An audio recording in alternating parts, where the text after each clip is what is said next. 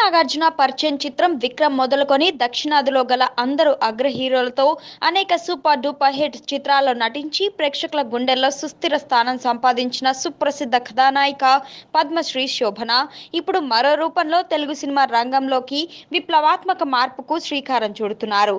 జాదూజ్ సంస్థకు సహ వ్యవస్థాపకురాలుగా ఉన్న పద్మశ్రీ శోభన తెలంగాణ ప్రభుత్వ టీ ఫైబర్తో కలిసి రంగారెడ్డి జిల్లాలోని తూములూరు గ్రామంలో జాదూజ్ ఏర్పాటు చేస్తున్న జాదూజ్ సెంటర్ పైలట్ ప్రాజెక్టు ప్రారంభిస్తున్నారు. ఇటీవల కాలంలో సామాన్యులకు దూరమైపోయిన సినిమాను వారికి మళ్లీ చేరువ చేయాలనే ప్రజా సంకల్పంతో టీ ఫైబర్తో కలిసి జాదూజ్ పనిచేయనుంది. ఈ సెంటర్స్ ద్వారా వినోదంతో పాటు గ్రామీణులకు విజ్ఞానాన్ని సైతం అందివ్వనున్నారు. తెలంగాణలో గల 8,000 గ్రామాల్లో తొలి విడతగా 500 గ్రామాల్లో జాదూజ్ సెంటర్స్ నెలకొల్పేందుకు రంగం సిద్ధమైంది. ఈ సెంటర్స్ లో చాయ్ నాస్తా కేఫ్లు కూడా ఏర్పాటు కానున్నాయి. వీటి ద్వారా $100 మిలియన్ అనగా సుమారు 700 కోట్ల ఆదాయంతో పాటు 5-6 వేల మందికి ఆదాయం లభించనుంది.